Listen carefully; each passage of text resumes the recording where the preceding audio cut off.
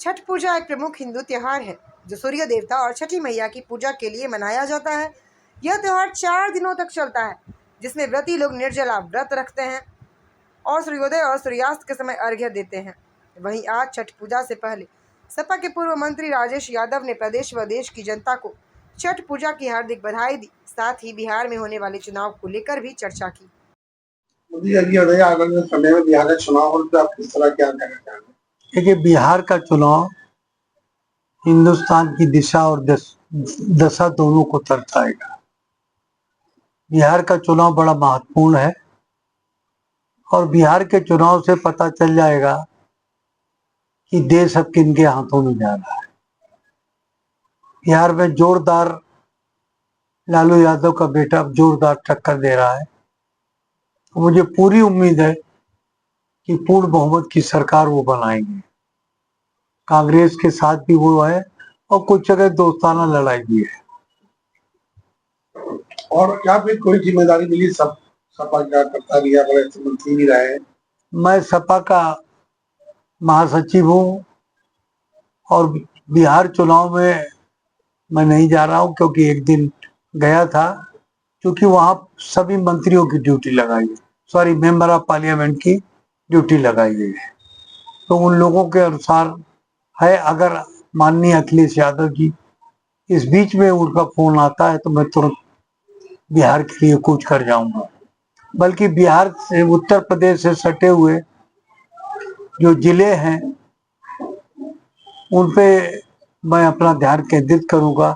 जहां भी जिस प्रत्याशी को जीत दिला सकता हूं, बहुत सी रिश्तेदारियां भी हैं हमारी वहां पर, मैं उनसे भी संपर्क स्थापित करूंगा कि इस बार बिहार की कमान लालू यादव के बेटे को देनी है और बिहार गठबंधन को बहुत मजबूत करना है।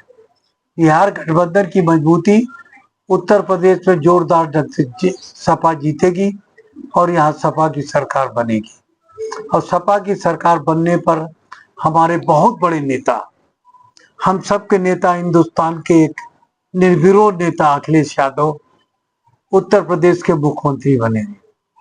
और उनकी दौड़ में उत्तर प्रदेश ही नहीं है, उत्तर प्रदेश के मुख्यमंत्री बनते बनते उनका निशाना केंद्र पर होगा और आने वाले दिनों में वो केंद्र की सरकार बनवाएंगे या केंद्र में प्रधानमंत्री का पद संभालेंगे।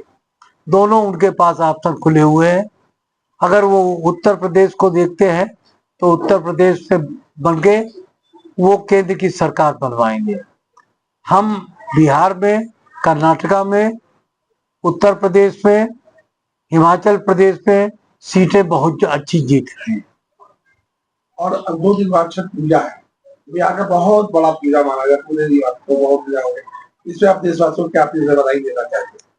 देखिए, छठ पूजा बिहार से उठा हुआ त्योहार है, लेकिन आप देखिए उत्तर प्रदेश के कोने कोने में मनाया जाता है और महाराष्ट्र, बम्बई में इसको प्राथमिकता के आधार पे जो पूरब के लोग हैं, उत्तर प्रदेश और बिहार और पूर्वांचल के लोग हैं, वो लोग मनाते हैं।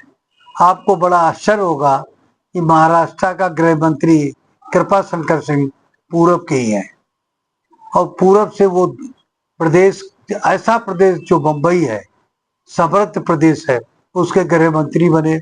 बाय द वे वो हमारे मित्र भी हैं। और वहां पर मैं आपको बता दूं कि वहां की राज्यसभा सांसद अमिताभ बच्चन की जो पत्नी है जया बच्चन, और वहां अबू हाशिम आजमी का नाम लिए बम्बई की राजनीति आगे नहीं बढ़ सकती है। अबू हाशिम आजमी एक ऐसा शेर है, एक ऐसी महान हस्ती है जिन्होंने महाराष्ट्र में समाजवादी पार्टी का नाम रोशन किया है। मैं उनको प्रणाम करता हूं कि उनके दम पर आज महाराष्ट्र से लेके उत्तर प्रदेश के आजमगढ़ के रहने वाले हैं, हमारी सभी सीटें जीत रही हैं। मैं ऐसे व्यक्ति को जो समाजवादी पार्टी का परचम महाराष्ट्र में जगमगा रहा है, उठा रहा है, ऐसे व्यक्ति को मैं बहुत बहुत धन्यवाद देता हूँ। जिला के रहने वाले हैं और हम एक जिला का नाम है मलावा, तो वहां से कई मंत्री और अधिकारी गुजरे, क्या कहते हैं? देखिए, हरिद्रोही इसका असली नाम था, हिरण्याकश्यप की राजधानी। वहां का व्यक्ति जब भगवान से लड़ सकता है। लेकिन दूसरी तरफ भक्त प्रहलाद भी तो हरदोई के थे।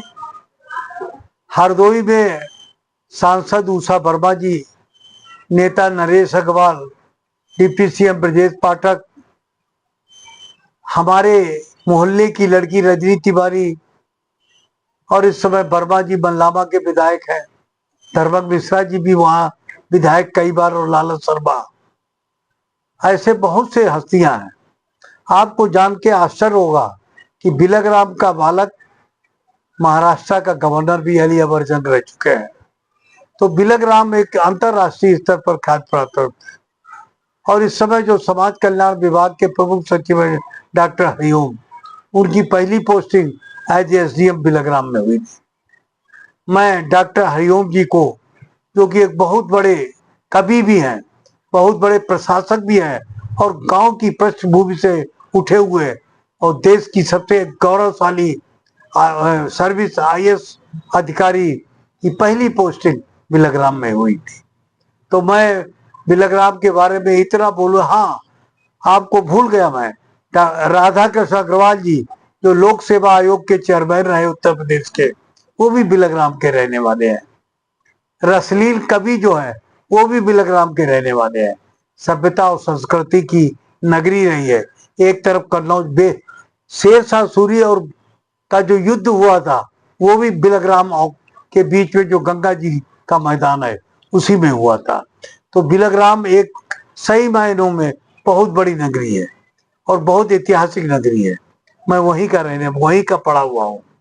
मुझे ये भी नहीं मैं कहता हूँ कि मैं अंग्रेजी मीडियम का पढ़ा हूँ। 2 कम 2 2 दूना 4 2 तिहाई 6 का पढ़ा। सर के ऊपर सीमेंट की बोरी डालकर, एक हाथ में पाटी एक हाथ में बुधिक्का लेकर मैं वहां के प्राइमरी स्कूल का निकला हुआ, और वहां से निकलकर मैं बेंगलोर के बहुत बड़े इंस्टीट्यूट का छात्र भी रहा हूँ, जिसे इंडियन इंस्टीट्यूट ऑफ साइंस कहते हैं। एपीजे कलाम साहब वहां के प्रोफेसर रहे हैं।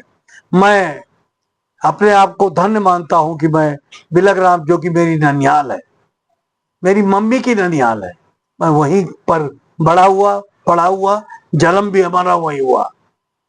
अच्छा, मैं राजेश यादव, आपकी उत्तर प्रदेश सरकार में पर्यटन का सलाहकार रहा, पर्यटन विभाग का, जब पर्यटन मंत्री नरेश अग्रवाल जी हुआ करते थे। और मैं पिछड़ा वर्ग आयोग का वाइस चेयरमैन रहा, मेंबर रहा जब, और मैंने ऐतिहासिक फैसला दिया था।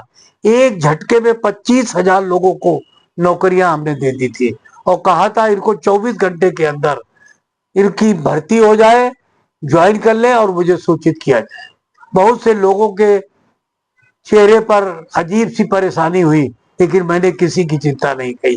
इसका मैं धन्यवाद परम आदरणीय मुलायम सिंह यादव को देता हूं, अखिलेश यादव को देता हूं, और हमारे जो राजनीतिक गुरु हैं शिवपाल सिंह यादव को देता हूं।